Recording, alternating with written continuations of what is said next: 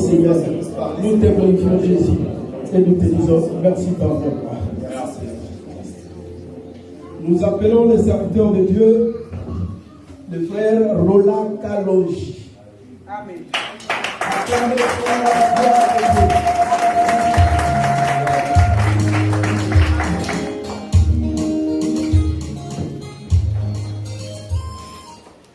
Shalom l'église. Alors nous pouvons chanter ensemble ces cantiques. Amen. Alléluia. Alléluia. Alléluia.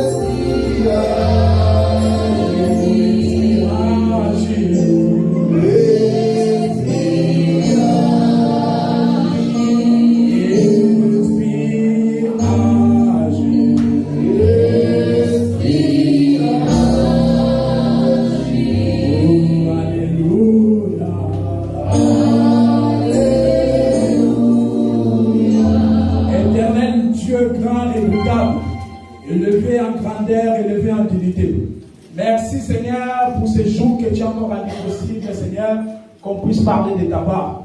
Oui, c'est là que tu as dit que la repentance et le pardon en ton nom. Nous t'exaltons ce matin, Seigneur, parce que la repentance et le pardon du péché seraient encore prêchés en ton nom ce matin.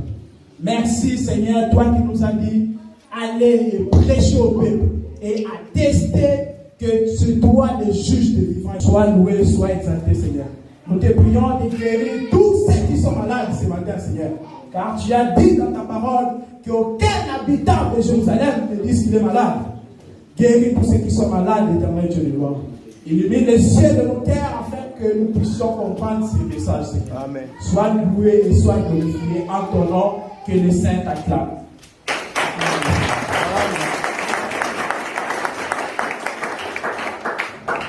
Shalom l'église. Shalom. Alors, comme vous le savez, notre thème que nous allons exploiter ce matin, c'est donc le pillage dans la maison de l'homme fort. Mais avant de commencer, nous allons lire quelques écritures. Le frère Bayama. Alors, Matthieu chapitre 2. On va lire le verset 1, le verset 2. Ensuite, nous allons sauter pour lire le verset 9.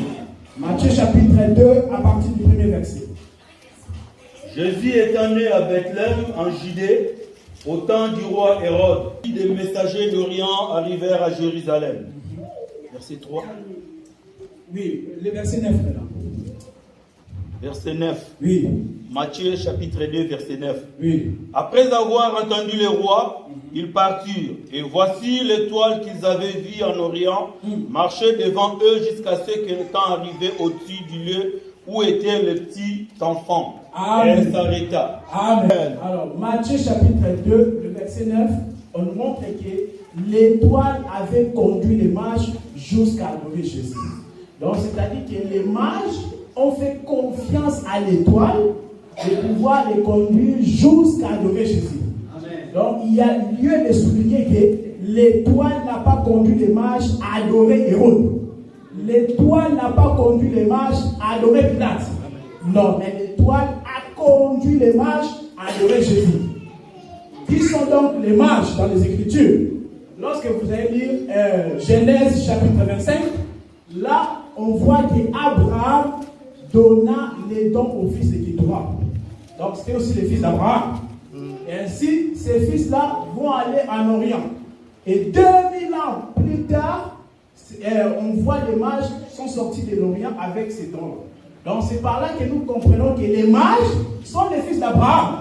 Et donc nous aussi, aujourd'hui, étant fils d'Abraham spirituellement, donc nous devons être conduits par l'étoile. Or, l'étoile, c'est qui ou c'est quoi? Lorsque vous lisez Daniel chapitre 12, le verset 3, on nous dit que ceux qui auront prêché la justice de Dieu aux multitudes brilleront comme les étoiles. Donc les ministres de Dieu dans les Écritures sont représentés comme des étoiles. C'est-à-dire qu'un ministre de Dieu, c'est une étoile. C'est-à-dire que lorsque les mages font confiance au ministre de Dieu, c'est pour que le ministre de Dieu puisse les conduire à adorer Jésus. Donc un ministre de Dieu doit nous affectionner aux choses d'en haut. Un ministre de Dieu ne doit pas nous affectionner à la politique, ni au football, mais plutôt à adorer Jésus. Amen. Amen. On peut le compléter avec Ésaïe 59, le verset 14.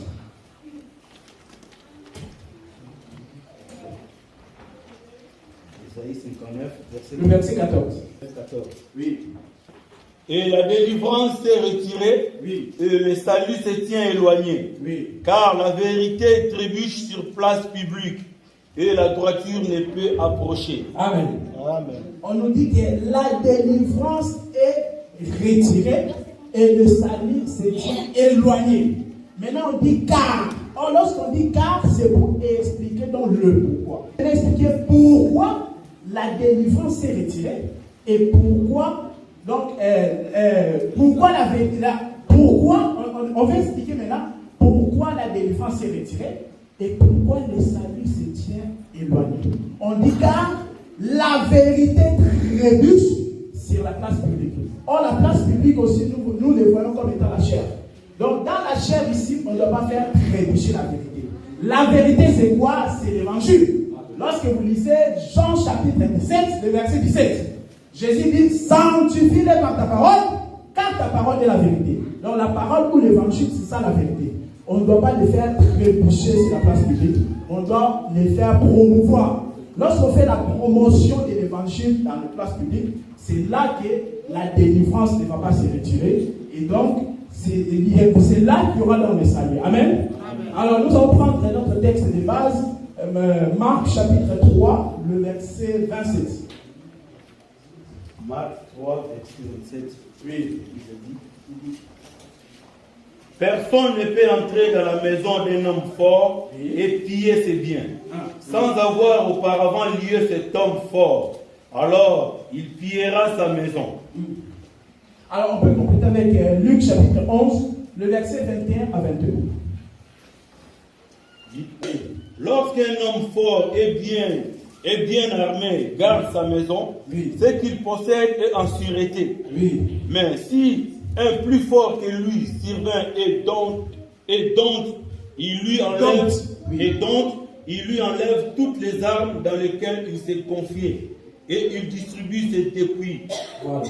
Marc chapitre 3, le verset 27 et Luc chapitre 11, le verset 21 à 22, on nous montre bien aimé que pour piller la maison de l'homme fort, on nous explique, on dit qu'il faut d'abord les lier, il faut les dompter. Et Luc chapitre 11, le verset, donc il faut maintenant être le plus fort. Parce que pour lier l'homme fort, il faut être l'homme le plus fort. Alors, la question se pose, maintenant, pourquoi on doit les lier? Qu'est-ce qu'il nous a fait? Est-ce que par ces écritures, le Seigneur nous demande d'aller lier ou piller la maison de l'homme fort. Loin de là. Vous voyez? On dit pour piller la maison de l'homme fort, il faut les lier, il faut les ligoter, il faut les dompter. Pourquoi? Parce qu'il risque de les tabasser. Parce que c'est un homme fort. Donc il faut d'abord les lier, les dompter. Ensuite, on pourra leur faire le pillage. Alors, nous avons vu l'homme fort dans les Écritures. Dans l'Antiquité, l'homme qui dirigeait la plus grande puissance, c'était Pharaon. Parce que l'Égypte, à l'époque, c'était une grande puissance. Donc, Pharaon aussi, nous l'avons vu comme étant l'homme fort.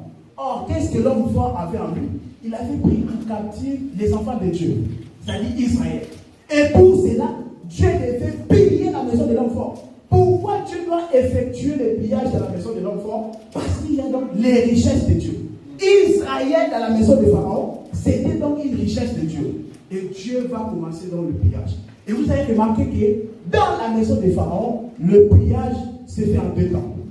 D'abord, dans Exode 7 aussi, nous voyons, lorsque le serpent de Moïse avait avalé le serpent de Janès et Jambres. Donc, il y a d'abord le premier pillage. Moïse a avalé, le serpent de Moïse a avalé le serpent des magiciens de Pharaon. Or, ces serpents-là représentaient nous les nations. Parce que les serpents dans les Écritures sont considérés comme étant des animaux impurs. Or, nous aussi, à l'époque, nous étions considérés comme impurs. Parce qu'on n'avait pas la parole de Dieu. Psaume chapitre 147, le verset 19 à 20 dit que la loi c'était l'héritage de la maison de Jacob. Donc la loi c'était pour Israël, ce n'était pas pour les nations. Donc nous, autrefois, on était sans Dieu, on était sans parole, et donc on était considérés comme impurs, c'est-à-dire les serpents. Donc lorsque Dieu effectue le pillage de la maison de Pharaon, en avalant le serpent de Janès et Jambres. Janès et Jambres c'était les magiciens de Pharaon. Voilà. Donc lorsque Dieu a avalé ça, c'était déjà pour dire que Dieu va piller Pharaon, c'est-à-dire qu'il va retirer les nations entre les mains du diable. Parce que Pharaon représente le diable. Et maintenant, plus tard dans Genèse Exode chapitre 12, le verset 29, jusqu'au verset 32, on voit que Dieu maintenant va faire le pillage, le deuxième pillage, pour récupérer son peuple d'Israël. Et comment est-ce que le Seigneur a effectué ce pillage-là? C'était en tuant le fils aîné de Pharaon. Donc c'était seulement lorsque Dieu a tué le fils aîné de Pharaon, c'est ainsi que Pharaon a lâché prise. Donc, dans Genèse chapitre 49, on nous explique que le fils aîné, c'est la force, la vigueur du père. Donc lorsque Dieu tue le fils aîné de Pharaon, en réalité, donc, Dieu est en train de ligoter Pharaon. Donc lorsque le fils aîné de Pharaon est mort, Pharaon était devenu faible. C'est seulement comme ça qu'il pouvait libérer le peuple de Dieu. Pour aller où? Dans le désert. On peut dire Exode chapitre 5. À partir du premier verset. Exode 5, premier verset. Moïse et Aaron se rendirent ensuite auprès du Pharaon et lui dirent: Ainsi parle l'Éternel, le Dieu d'Israël, laisse aller mon peuple pour qu'il célèbre au désert une fête en mon honneur. Amen. Amen. Donc, on devait libérer Israël pour aller où? Pour aller dans le désert. Or, le désert, c'est aussi le lieu saint. Pourquoi? Parce que la marche d'Israël, de l'Égypte jusqu'à Canaan, nous parlait des trois parties du tabernacle. Parce que le tabernacle, vous le savez, avait trois parties. Amen. On avait le parvis, le lieu saint et le lieu très saint. Amen. Or, pourquoi je dis que la marche d'Israël de l'Égypte jusqu'à Canaan, c'était ça les trois parties du tabernacle? Simplement parce que j'avais constaté qu'il y avait quelques ustensiles du tabernacle. Il y a quelques ustensiles du tabernacle. On l'a retrouvé aussi dans la marche d'Israël. C'est-à-dire, par exemple, dans le parvis, on avait la cuve d'airain. Or, le parvis, c'est ça dans l'Égypte. Et donc, en Égypte, on avait aussi le fleuve Nil, donc qui représentait aussi la cuve d'airain. Et dans le désert, qui est le lieu saint, dans le désert, il y avait la manne. Vous voyez? Et la colonne du feu. Or, nous avons vu aussi dans le lieu saint, nous avons vu la manne comme étant le pain de proposition, et la colonne du feu est représentée comme étant le champignon. La manne, c'est le pain. D'accord? Parce que Jésus a dit dans Jean chapitre 6, le verset 49, que vos pères ont mangé la manne dans le désert, ils sont tous morts. Mais celui qui mangera de ce pain, donc la la manne, c'est ça dans le pain. Donc la manne qui était dans le désert, c'est ça, le pain de proposition qui était dans le désert. Et la colonne de feu est représentée donc comme étant le chandelier. Et donc, dans le lieu très saint, vous allez voir qu'il y avait l'arche. Et au-dessus, il y avait donc le propitiatoire, où c'est résidé la gloire de Dieu. Or aussi en Cana, lorsqu'ils sont entrés plus tard, et lorsque Salomon va construire les temples, la gloire de Dieu était tombée. Donc, juste pour vous expliquer que la marche d'Israël de l'Égypte jusqu'à Cana, ça parlait donc de 3 parties du tabernacle. Mais les serviteurs de Dieu, Aaron et Moïse, qu'est-ce qu'ils ont dit à Pharaon dans Exode chapitre 25? Laisse aller le peuple de Dieu afin qu'il puisse célébrer l'Éternel dans le désert. En d'autres termes, il faut que Israël puisse quitter les parvis pour entrer dans le désert. Mais Pharaon n'aime pas. Pharaon n'aime pas la progression des enfants de Dieu. Pharaon n'aime pas que les enfants de Dieu prospèrent. Et donc pour cela, il va manifester le courage. Il va dire, il a dit quoi? On peut répéter s'il te plaît, frère. Exode 5, le verset 2. Exode 5, verset 2. Pharaon répondit, oui. Qui est l'Éternel, oui, pour que j'obéisse à sa voix, en laissant aller Israël? Je ne connais point l'Éternel. Et je ne laisserai point aller Israël. Voilà. Donc Pharaon s'écrit au top. Il s'est vu comme étant le puissant. Donc Pharaon était un homme fort. Il dit, qui est donc l'Éternel? Je ne le connais pas. Mais ça partie Israël. Donc Pharaon ne voulait pas que Israël puisse quitter le parvis pour entrer dans le lieu saint. En d'autres termes, quitter l'Égypte pour aller dans le désert. Pourquoi, bien aimé? Il faut comprendre que le parvis est différent du lieu saint. Dans le parvis, il n'y a pas le pain de proposition éclairé par le chandelier. Dans le lieu saint, dans le parvis, il n'y a pas le pain de proposition éclairé par le chandelier. Et donc, pour cela, Pharaon a refusé de le. Aujourd'hui, tu nous dis que tu as déjà quitté le parvis. Tu as déjà quitté l'Égypte, tu as déjà quitté le parvis, et tu es dans les lieux saints. Mais on te voit que ce que toi tu aimes, ta nourriture préférée, c'est la nourriture de l'Égypte. Tu aimes trop manger les concombres de l'Égypte. Or, tu te dis que tu es dans les lieux saints. Non. Dans les lieux saints, on mange le pain des propositions éclairées par le chandelier. Mais toi, tu n'aimes pas. Comment est-ce qu'on le constate?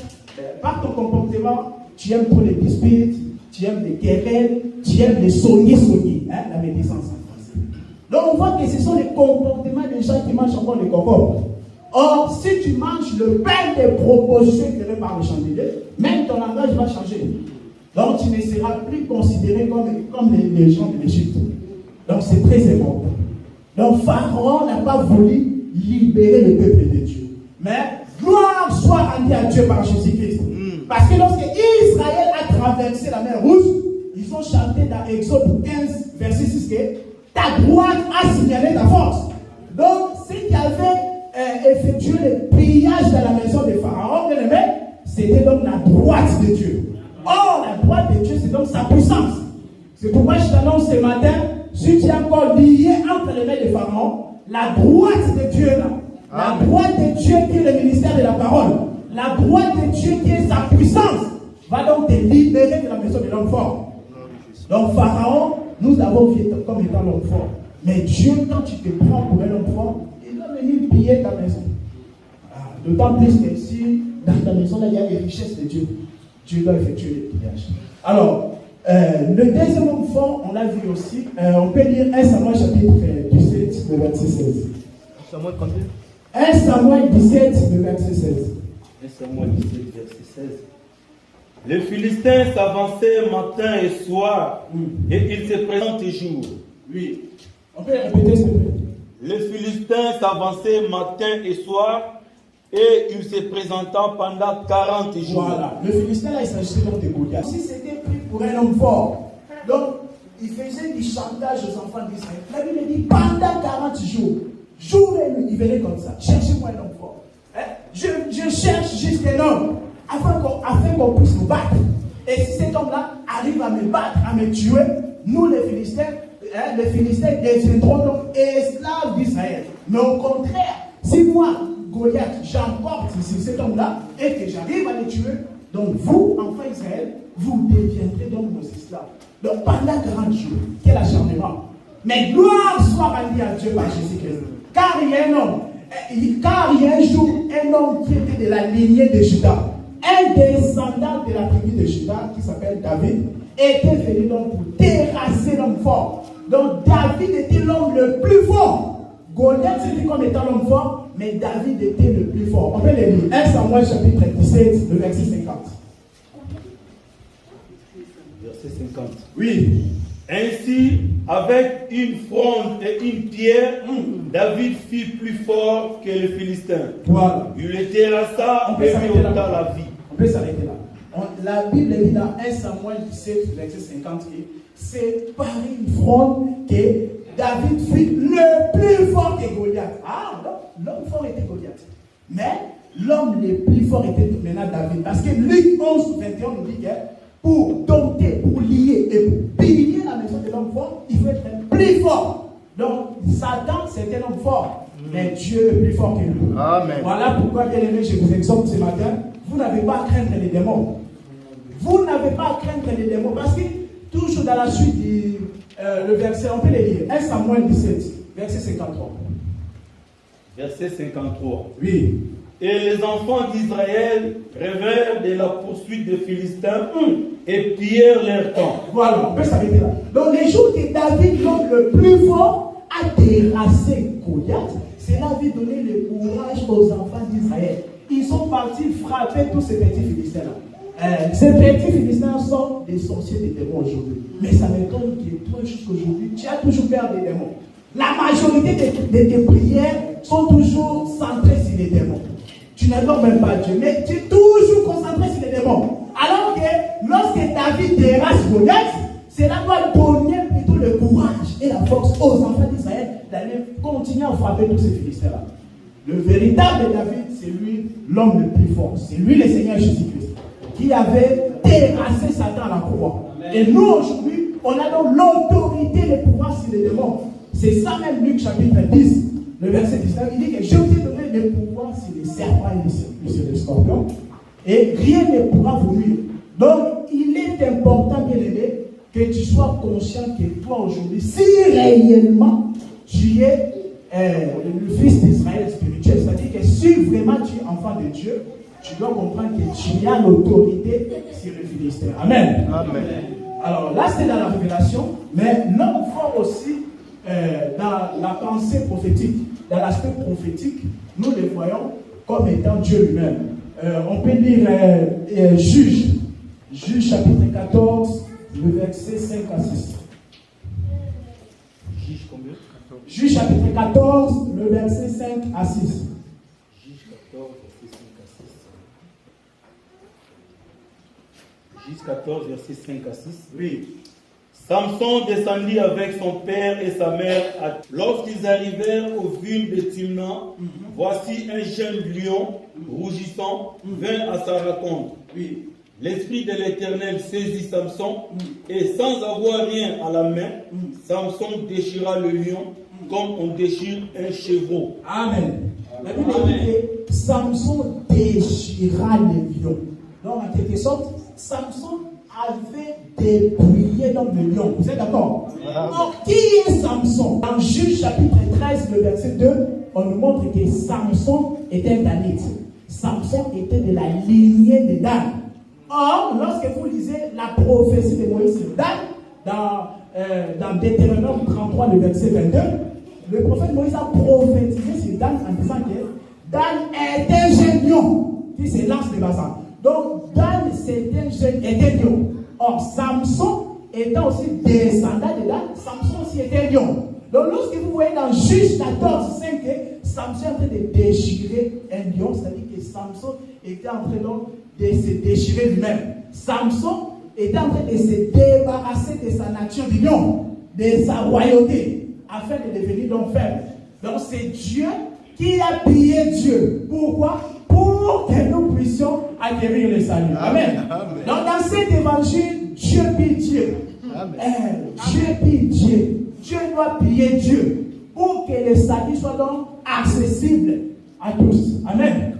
Dieu a pillé Dieu. C'est ça aussi, nous le voyons même Hébreu 1, on ne va pas le lire, Hébreu 1, verset 9, nous dit que, oh Dieu, ton Dieu, Yahweh, dis-nous supérieur au-dessus de tes égaux.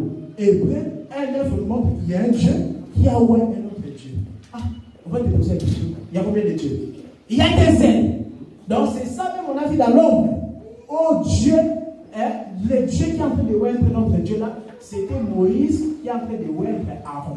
Pourquoi? Parce que Dieu avait dit que Moïse sera Dieu devant Aaron. Vous voyez? Moïse était Dieu. Or Aaron aussi, la Bible l'appelait souverain sacrificateur.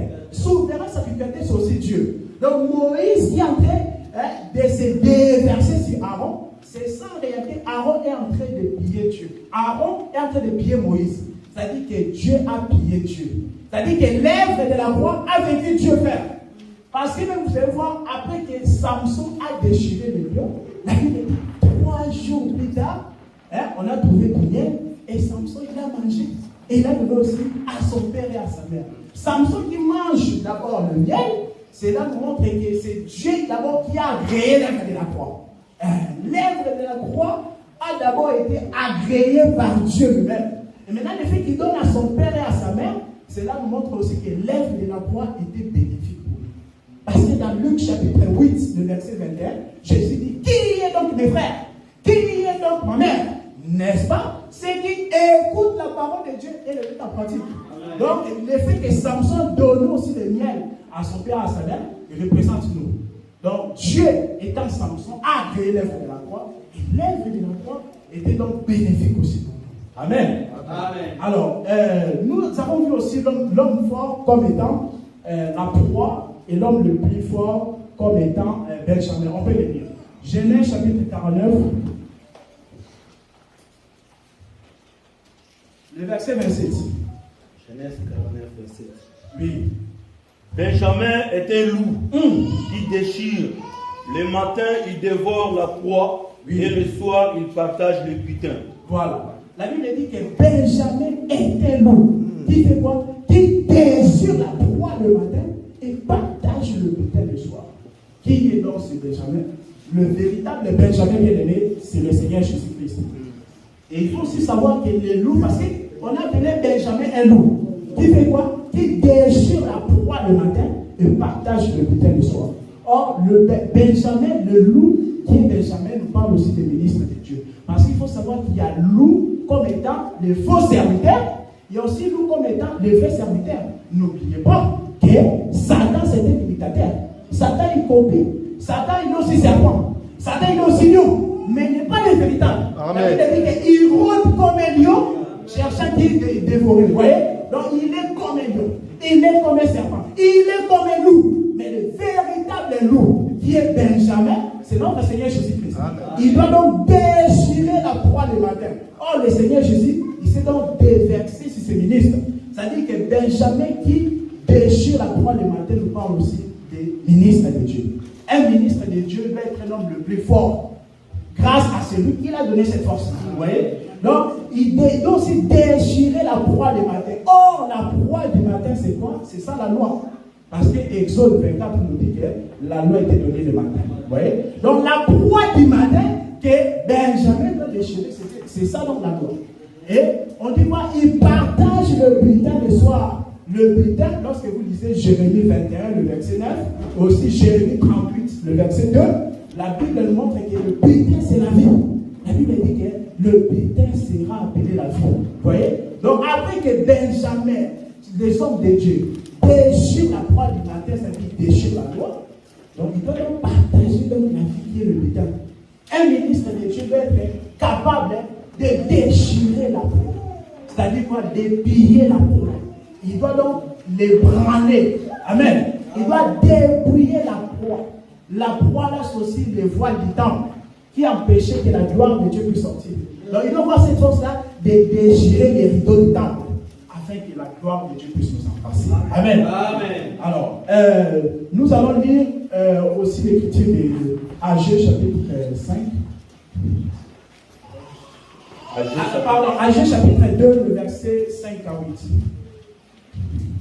Je reste fidèle à l'alliance que j'ai faite avec vous, quand vous sortîtes de l'Égypte, Amen. et mon esprit est au milieu de vous, ne craignez pas. Oui. Oui, jusqu'au verset 8. Car ainsi parle l'Éternel des armées.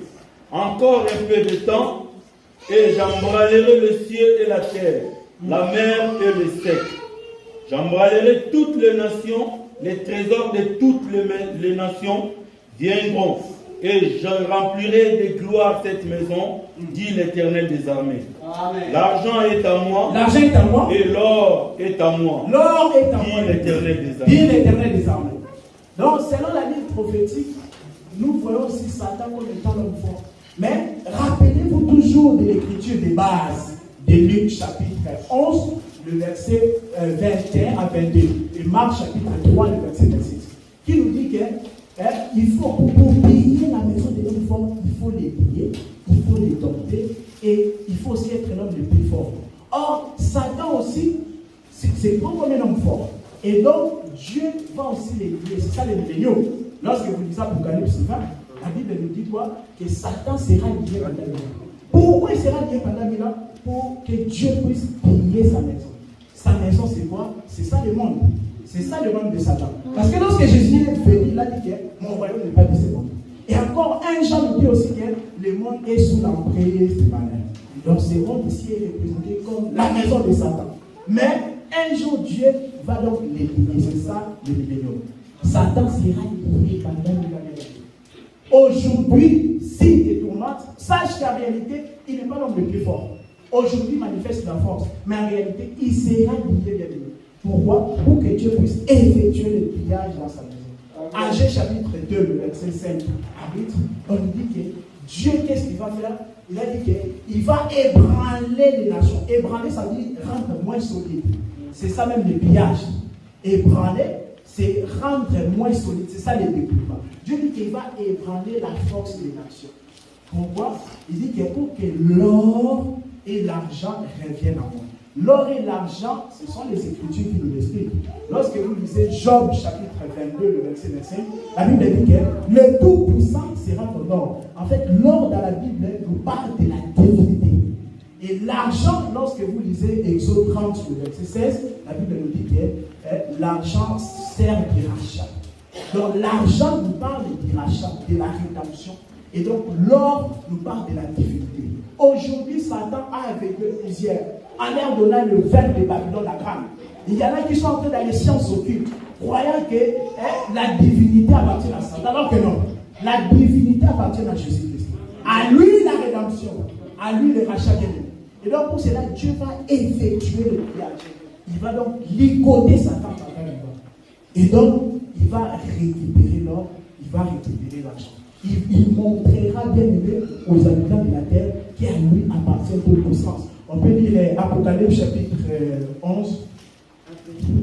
Apocalypse chapitre 11, le verset 15. Apocalypse 11, verset 15. Oui. Le 7e ange sonna de la trompette, et il y eut dans le ciel de fortes voix qui disaient: le royaume du monde est remis à notre Seigneur et à son Christ, et il régnera au siècle des siècles. Amen. Amen. Au 7e trompette, la Bible dit que le royaume de ce monde sera remis à Christ. Donc c'est ça même le début pour nous. Mais avant cela, le Seigneur Jésus-Christ, lui qui est l'homme le plus fort des dieux, il doit ébranler la force des nations. La force des puissantes nations. Les puissantes nations qui se voient fortes aujourd'hui, les seigneurs de tout arracher les guerres, il va ébranler tout ça. Il va piller leurs maisons. Pourquoi? Pour que l'or et l'argent qui sont cachés dans cette maison reviennent à lui. Amen. Amen. Alors, nous tendons déjà vers la fin. On va lire Juge chapitre 14. Ensuite, nous allons aussi prier. Juge chapitre 14, le verset 10. On va sauter. Juge chapitre 14, le verset 10. On va sauter. Parce qu'on va aller jusqu'au verset 19. 14, 10, 19. Oui.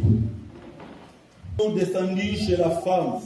Et là, Samson fit un festin, car c'était la coutume des jeunes gens. Dès qu'on les vit, on invita 30 compagnons qui s'étaient avec lui. Samson leur dit, je vais vous proposer une énigme. Si vous me l'expliquez pendant le 7 jours du festin, et si vous la découvrez, je vous donnerai 30 chemises et 30 vêtements de rechange. Mais si vous ne pouvez pas me l'expliquer, ce sera vous qui me donnerez 30 chemises de rechange. Ils lui dirent, propose ton énigme et nous l'écouterons. Verset 14.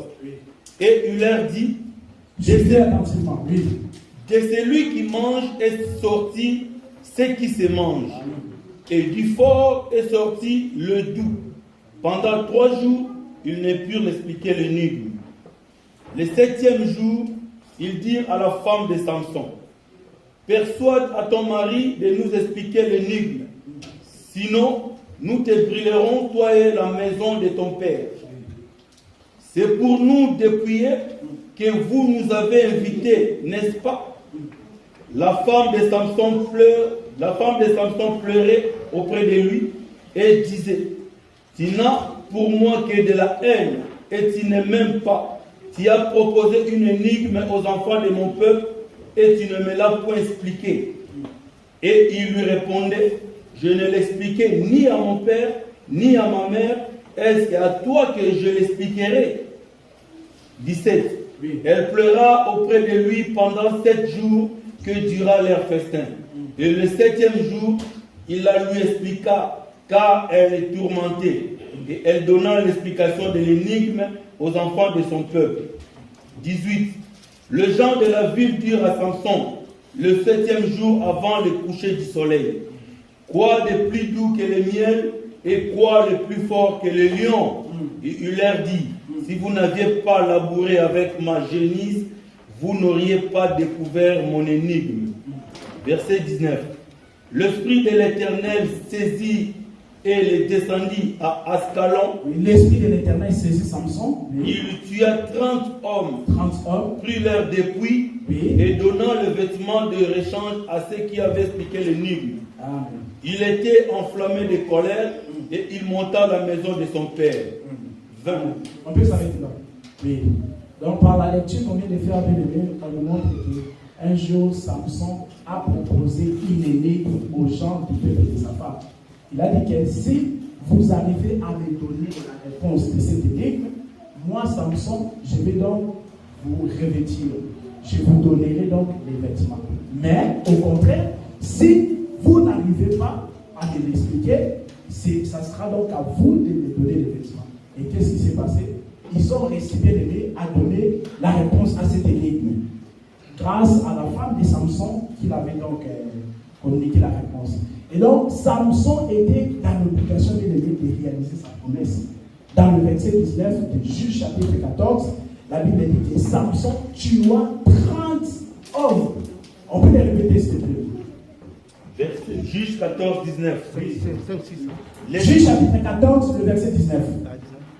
L'Esprit de l'Éternel le saisit et il descendit à Ascalon. Oui. Il tua 30 hommes, prit leur dépouille et donna le vêtement de rechange à ceux qui avaient expliqué l'énigme. Voilà. Il était enflammé de colère et il monta à la maison de son père. Voilà bien.